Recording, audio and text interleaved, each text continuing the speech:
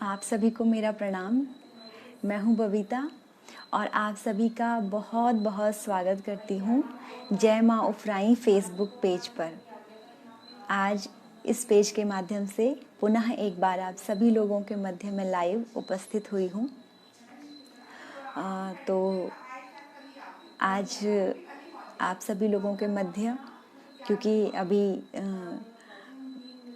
30 अगस्त को हमारे यहाँ हम भगवान श्री कृष्ण का जन्म दिवस अर्थात कि श्री कृष्ण जन्माष्टमी का पर्व मनाने वाले हैं। तो इसी उपलक्ष्य में आज आप सभी लोगों के मध्य इस पेज के माध्यम से मैं आज आई हूँ और आज हम भगवान श्री कृष्ण के चरित्र को एक अलग नज़रिए से देखने का प्रयास करेंगे। और साथ में क्योंकि श्री कृष्ण जन्माष्टमी का पर्व भी है, तो इस उपलक्ष्य में हम कुछ भगवान श्री कृष्ण के भजनों से भगवान श्री कृष्ण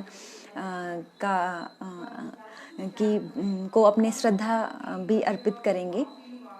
तो अभी काफ़ी सारे लोग जुड़ गए हैं, आप सभी लोगों को प्रणाम करती हूँ। औपचारिकता के तहत सबसे पहले मैं आप सभी लोगों को अपना परिचय देना चाहूँगी।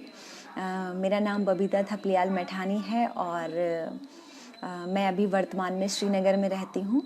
शिक्षा विभाग में प्रवक्ता के पद पर कार्यरत भी हूँ और साथ ही आप सभी लोगों के आशीर्वाद से कभी भौतिक रूप से और वर्चुअल माध्यम से भी अपने विचारों को एक सकारात्मकता की दृष्टि से आप सभी लोगों के मध्य रखने का प्रयास करती हूँ। तो इसी भावना को लेकर के आज आप सभी लोगों के मध्य इस पेज के माध्यम से मैं उपस्थित हुई हूँ। और सबसे पहले मैं जो है इस पेज की जो संस्थापक हैं श्रीमती रेखा रावत मैम, उनको बहुत बहुत धन्यवाद देती हूँ कि उन्होंने पुनः एक बार मुझे अपने पेज पर आमंत्रित किया है। बहुत सारे लोग जुड़ गए हैं यहाँ पर हमारे साथ। तो विजय सिंह पंवार जी, आपका बहुत बहुत स्वागत है। गुमान सिंह जी, आपको भी प्रणाम।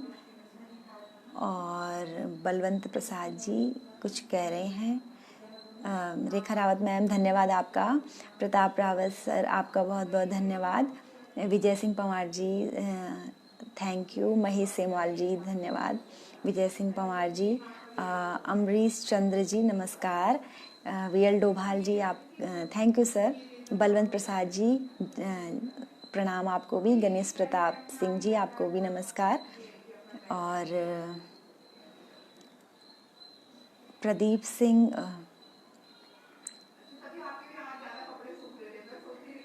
सिंह जी, आप प्रणाम है आपको, नमस्कार, जय श्री कृष्ण। और जय माँ उफराई जो फेसबुक पेज है उनके सभी सदस्यों को बहुत बहुत धन्यवाद देती हूँ और आप सभी लोगों का स्वागत है। इस पेज के माध्यम से आप सभी लोगों के मध्य उपस्थित हुई हूँ। तो भगवान श्री कृष्ण को हम आज जो है यहाँ पर चर्चा का विषय ये है कि हम भगवान श्री कृष्ण के चित्र का पूजन करते हैं, उनको परत ब्रह्मा और परमेश्वर के रूप में उनका पूजन करते हैं। और ईश्वर के रूप में उनकी लीलाओं को तो हमने बहुत सुना है और मुझे लगता है कि भारतवर्ष में हमारे सनातन धर्म में सबसे ज़्यादा पूजे जाने वाले जो ईश्वर हैं या देवता हैं वो भगवान श्री कृष्ण ही हैं।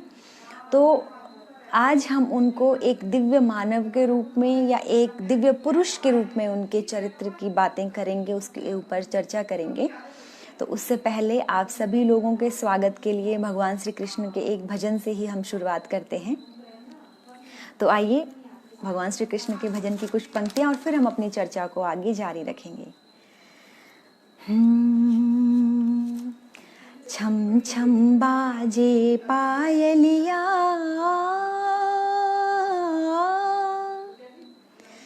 छम छम बाजे पायलिया, छवि देख लाए कान्हा, मेरे घर आए कान्हा, मेरे घर आए। छम छम बाजे पायलिया,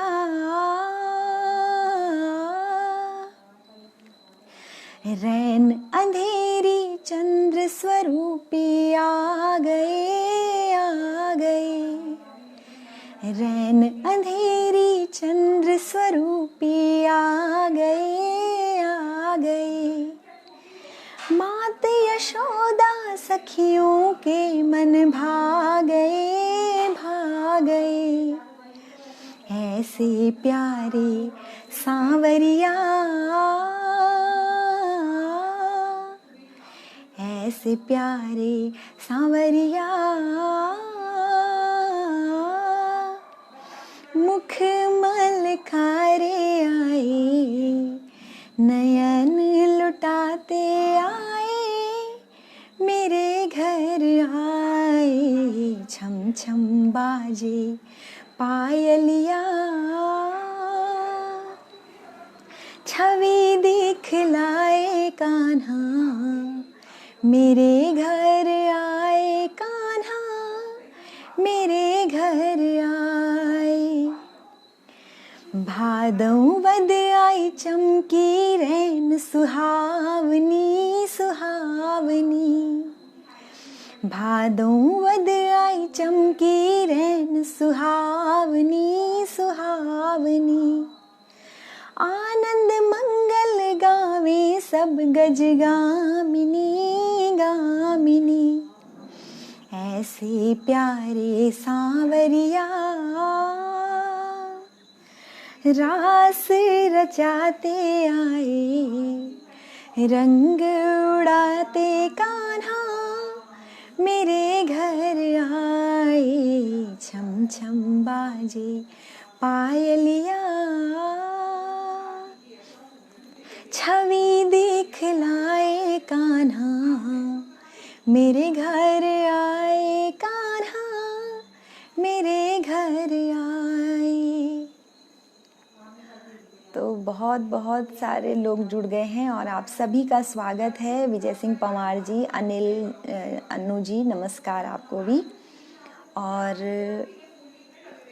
काफ़ी सारे लोग, अरुण बमराड़ा सर बहुत बहुत धन्यवाद, विनीता थपलियाल जी धन्यवाद है आपका, सुंदर लाल जी धन्यवाद, गोपाल गिरी जी बहुत बहुत स्वागत है सर, राजेश्वरी गुसाई जी आपका धन्यवाद, पूरन चंद्र सर जय श्री कृष्णा, और राजेश्वरी जी बहुत बहुत धन्यवाद है आपका, गणेश प्रताप सिंह जी और दिलवर सिंह रावत जी स्वागत है, आप सभी लोगों का बहुत बहुत स्वागत है। और बहुत जल्दी जल्दी नाम फ्लैश हो रहे हैं इसलिए पता भी नहीं चल रहा है ऊपर। सभी लोगों का बहुत बहुत स्वागत। सुधीर सर आपका बहुत बहुत धन्यवाद, ओम प्रकाश जी, लोक गायक जगदीश जोशी जी नमस्कार जी, सभी लोगों का स्वागत है। तो हम बात कर रहे थे भगवान श्री कृष्ण के चरित्र की। तो भगवान श्री कृष्ण को हमारे सनातन धर्म में कई नामों से हम पुकारते हैं।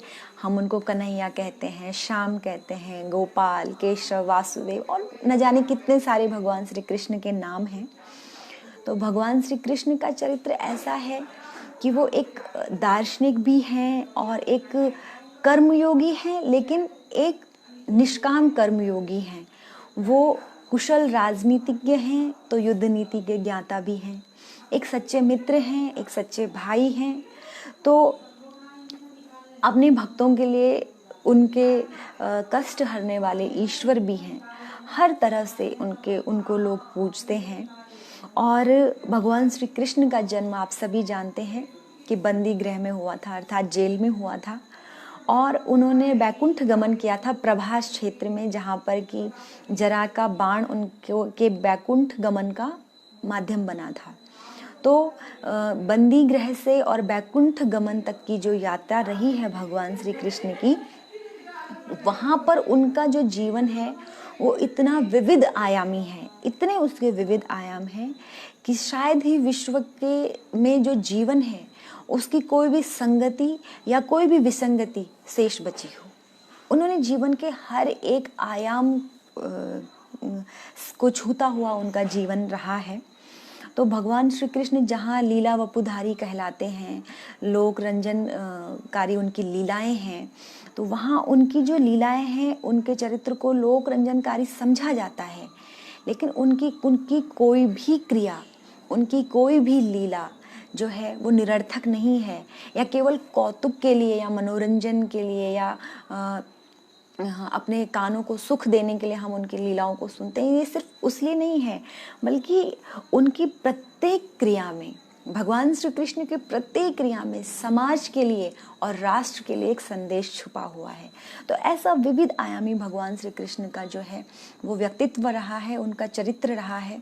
अगर हम कालिया मर्दन की बात करें तो उन्होंने कालिया मर्दन किया और पूतना का वध किया, जिसमें उन्होंने आसुरी प्रवृत्तियों का विनाश करके समाज को भय से मुक्त किया और आसुरी प्रवृत्तियों का दमन करने का संदेश दिया है।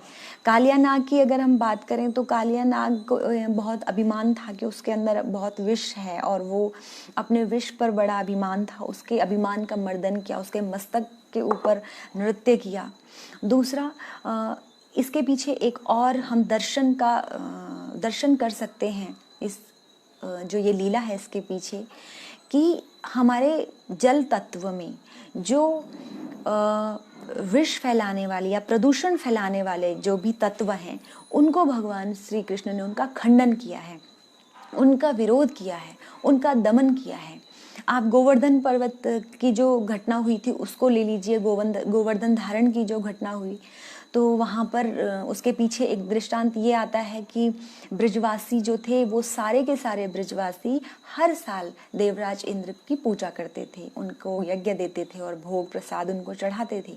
भगवान श्री कृष्ण ने कहा कि उनकी भी पूजा करो, लेकिन उनसे पहले तो तुम उन ग्वालों की पूजा करो, उन गौवों की पूजा करो, जिन गौवों के दूध घी से हमारा पोषण होता है, जिन गौवों के दूध घी को बेच के हम रोजगार प्राप्त करते हैं, पहले उनकी पूजा करो।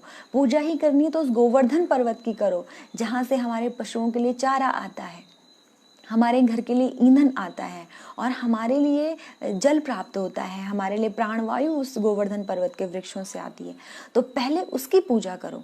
तो भगवान श्री कृष्ण ने ये संदेश दिया है कि इष्ट भी को भी पूजा तब स्वीकार होगी, पहले आप प्रकृति की पूजा कीजिए। आज के समय में जिस तरह से हमने प्रकृति का दोहन किया है और हम प्रकृति का दोहन करते हैं, लेकिन उसका जो प्रकृति के प्रति जो हमारी संवेदनाएं हैं वो धीरे धीरे कम होती जा रही हैं। ऐसे समय पर भगवान श्री कृष्ण की ये लीला कितनी अद्भुत और कितना अपने आप में एक बहुत ज़बरदस्त संदेश लेकर के उन्होंने एक संदेश दिया है कि पहले देव पूजन, बाद में पहले प्रकृति पूजन करो। प्रकृति ही नहीं रहेगी तो मनुष्य का अस्तित्व ही कहाँ रहेगा। तो इस तरह से भगवान की हर एक जो लीला है उसमें कई कई संदेश छुपे हुए हैं। उधर जब गोकुल और वृंदावन से जब दूध घी मथुरा जाता था, तो वृंदावन तो गांव है और मथुरा शहर है, तो भगवान श्री कृष्ण यमुना के तट पर खड़े हो गए और उन्होंने गोपी और ग्वालों की मटकियां तोड़ना शुरू किया। तो यहाँ पर उन्होंने विरोध किया कि गांव का जो हमारा वस्तुएं हैं वो गांव में ही रहनी चाहिए, वो शहर की तरफ उनका पलायन नहीं होना चाहिए, क्योंकि जब गांव की वस्तु शहर की ओर जाती है तो पहले वस्तुओं का पलायन होता है और बाद में समाज का पलायन होता है, और वास्तव में हुआ भी यही वर्तमान में। तो भगवान श्री कृष्ण ने लोक संस्कृति के संरक्षण के प्रति यहाँ पर गहन से गहन चिंतन व्यक्त किया है, अपनी चिंता को व्यक्त किया। और आप जानते हैं कि हमारे भारत का जो मूल स्वरूप है वो ग्रामीण है, और किसी भी वस्तु या किसी भी व्यक्ति का जो मूल लक्षण होता है उसका अपने मूल लक्षण में रहना ही शुभ कर माना जाता है। यदि वो अपने मूल लक्षण से विलग हो जाता है, अलग हो जाता है, तो फिर वो उसके लिए विनाश का कारण बनता है। तो भगवान श्री कृष्ण ने लोक संस्कृति के प्रति भी कितना सुंदर अपनी लीलाओं के माध्यम से संदेश दिया है। तो भगवान श्री कृष्ण की इन लीलाओं को आगे हम उनके चरित्र को एक प्रैक्टिकल वे में हम समझने का प्रयास करते रहेंगे। तो उसके लिए उससे आगे बढ़ने से पहले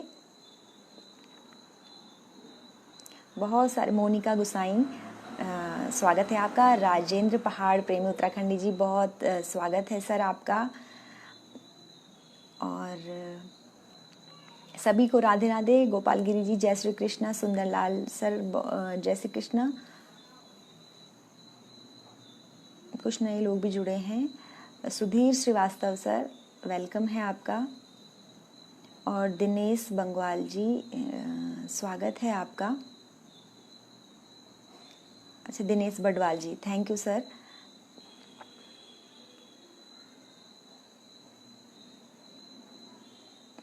तो आप सभी लोगों का स्वागत करती हूँ। और भगवान श्री कृष्ण की इन्हीं लीलाओं के साथ आगे सुप्रसिद्ध जो गोपी गीत है गोपियों का और भगवान श्री कृष्ण का जो प्रेम है वो तो सारी दुनिया में विदित है कि भगवान श्री कृष्ण के प्रति गोपियों का जो प्रेम वो कितना विशुद्ध प्रेम था। तो गोपियाँ यहाँ पर आत्मा का प्रतीक हैं और श्री कृष्ण यहाँ पर परब्रह्म परमात्मा का प्रतीक हैं।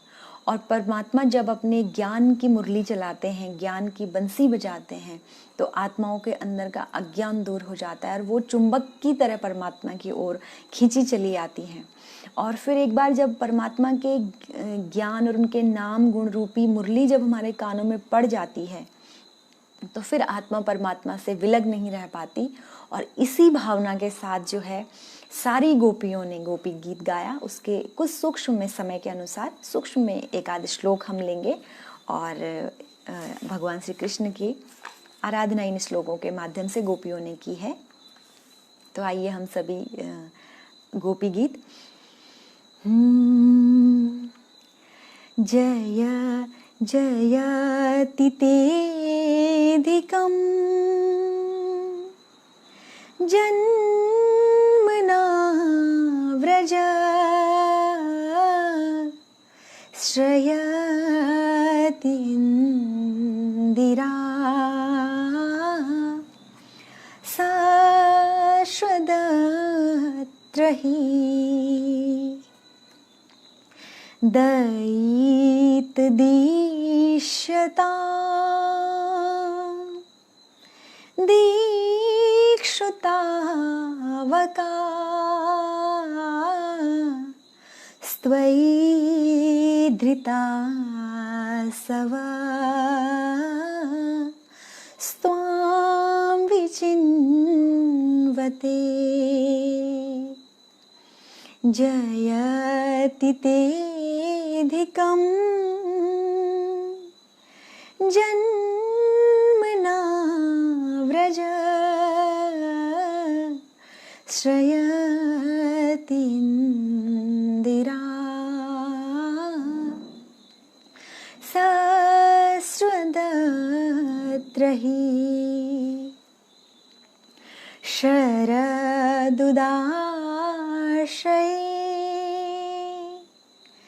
साधुजातसात्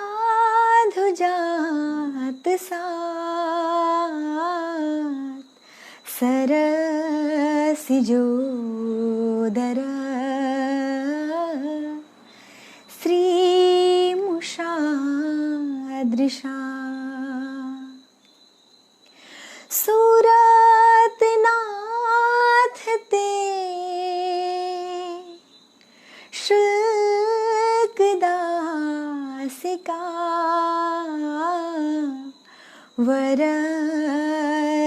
वरधनीघ्नतो नेह किं वद विष जलाप्यया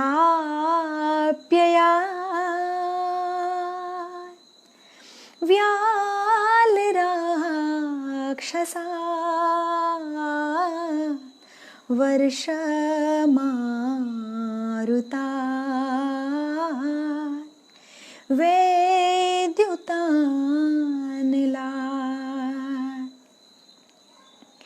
वृषमयात्मजा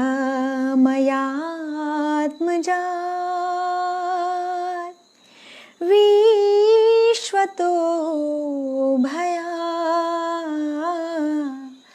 द्रशभते वयं रक्षितामुः जयति तेऽधिकं जन्मना व्रज श्रयति इन्दिरा शाश्वतत्र हि।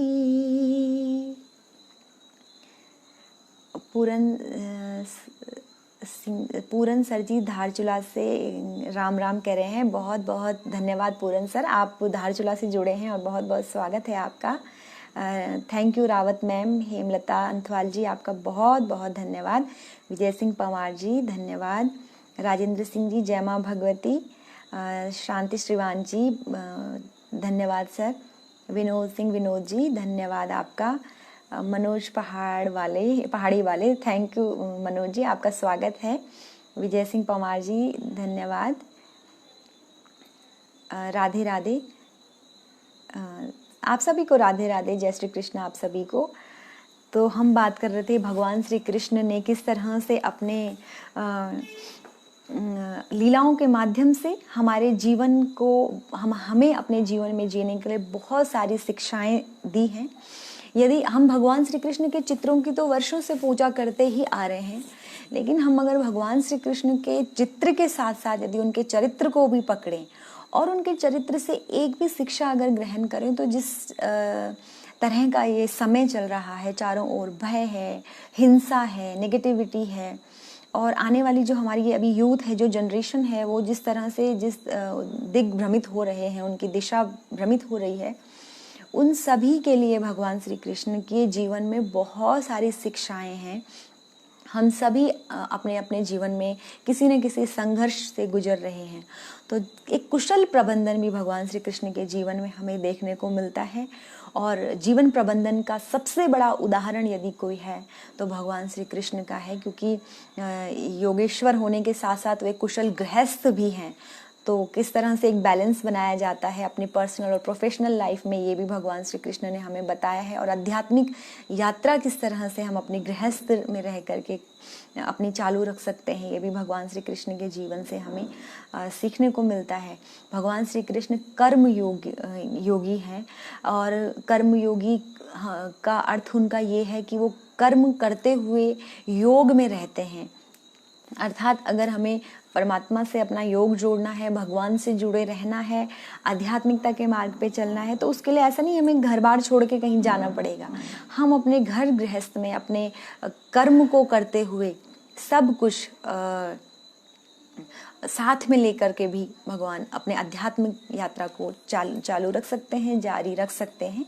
ये भगवान श्री कृष्ण के जीवन से हमें सीखने को मिलता है।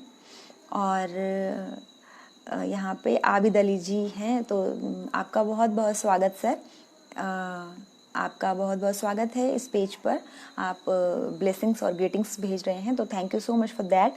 और भगवान श्री कृष्ण आपने देखा है कि भगवान श्री कृष्ण के मस्तक पर जो है वो मयूर पंख है, और मयूर पंख में कई रंग होते हैं। तो मयूर पंख के अंदर जो रंग है वो सृष्टि के प्रत्येक रंग का, सृष्टि में कई रंग हैं जीवन के, उन रंगों का प्रतिनिधित्व करते हैं। तो भगवान श्री कृष्ण ने उस मयूर पंख को यानी सृष्टि के समस्त रंगों को मस्तक में धारण किया हुआ है, परंतु वो योगेश्वर हैं। और योगेश्वर हैं तो ऐसा नहीं कि उनका जीवन नीरस है, वो एक हठ योगी नहीं है, वो योगेश्वर हैं, लेकिन साथ में वो एक गृहस्थ भी हैं। और गृहस्थ हैं तो इसका मतलब ये नहीं कि वो भोगी ही हैं, वो योगी हैं लेकिन गृहस्थ भी हैं, गृहस्थी हैं लेकिन भोगी नहीं हैं, और गृहस्थ में रहते हुए और योगी होते हुए वो सबके परम प्रिय हैं। सुरेश नौटियाल जी, जय श्री राधे। भारती कमलेश ढोंडियाल जी, थैंक यू मैम, आपका थैंक यू सो मच, आपका स्वागत है इस पेज पर। और भगवान श्री कृष्ण को संभवतः वो विश्व के सबसे पहले संगठनकर्ता भी हैं, क्योंकि वृंदावन के जो निर्बल वर्ग था, चाहे वो ग्वाले थे, चाहे वो कृषक थे, चाहे वो श्रमिक थे, शिल्पक थे, और उन सभी को भगवान श्री कृष्ण ने संगठित किया है और संगठित करके उन सब का नेतृत्व किया है।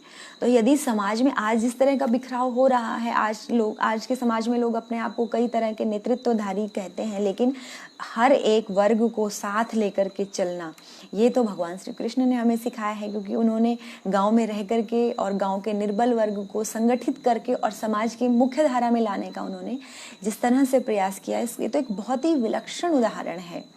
तो उन्होंने, भगवान श्री कृष्ण ने गीता के माध्यम से हमें व्यक्ति धर्म सिखाया, मनुष्य धर्म सिखाया, और किस तरह से जो है राष्ट्र धर्म निभाया जाता है वो भी भगवान श्री कृष्ण ने सिखाया है।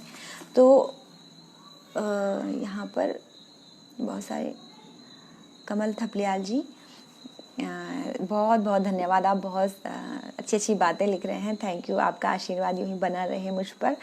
तो हम भगवान श्री कृष्ण की बात कर रहे थे कि आज जहाँ चौतरफा चारों तरफ जहाँ आज हमारे सनातन धर्म पर, धर्म के नाम पर आज आक्रमण हो रहे हैं, और जिस तरह से कुछ तथाकथित लोग धर्म की गरिमा को, हर धर्म अपने आप में श्रेष्ठ है, हमारा सनातन धर्म की गरिमा को गिराने के लिए जिस तरह से लोग प्रयासरत रहते हैं, उस समय पर भगवान श्री कृष्ण की ये जो शिक्षाएं हैं कि उन्होंने युद्ध के मैदान में रहते हुए अर्जुन को निमित्त बनाकर हम सभी लोगों को धर्म का जो ज्ञान दिया है, जीवन जीने की जो कला सिखाई है, वो भगवान श्री कृष्ण ने गीता में सिखाई है। अगर हम लोगों को समय लगे और हम कभी गीता को पढ़ें तो गीता के हर एक एक श्लोक में जीवन के लिए हजारों हजारों दर्शन छिपे पड़े हैं। इतने गहन रहस्य है कि अगर आप गीता को 10 बार पढ़ेंगे तो आप 10 बार आपका नजरिया उसके प्रति अलग होगा, आपको 10 बार उसमें कुछ नई चीजें देखने को मिलेंगी।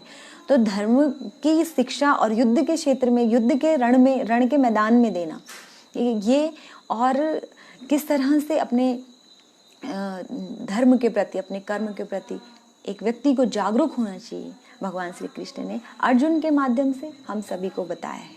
तो यहाँ पर श्री कृष्ण वो परमात्मा का प्रतिनिधित्व है और अर्जुन हम सभी मनुष्यों का प्रतिनिधित्व करते हैं। और वो शिक्षाएं केवल अर्जुन के लिए नहीं थी वहाँ पर गीता में, वो शिक्षाएं तो युग युगांतर में जन्म लेने वाले सभी मनुष्यों के लिए थी। और यदि हम उनको अपने जीवन में धारण करें तो हमारे जीवन में सकारात्मक परिवर्तन हम स्वयं देख सकते हैं। दीपक बीके जी नमस्कार, आपको भी नमस्कार है सर। तो यहाँ पर जो है भगवान कृष्णस्तु भगवान स्वयं कहा गया है, लेकिन उन्होंने हर एक संबंध को, हर एक रिश्ते को बहुत ही निपुणता के साथ निभाया है। तो आइए भगवान श्री कृष्ण का एक और भजन और फिर आगे बढ़ते हैं हम सभी लोग। तो भगवान श्री कृष्ण का एक गढ़वाली भजन आप लोगों के लिए गाती हूँ। प्यारी बजी बांसुरी मेरा प्रभु वृंदावन धाम माँ, प्यारी बजी बांसुरी मेरा प्रभु वृंदावन धाम माँ,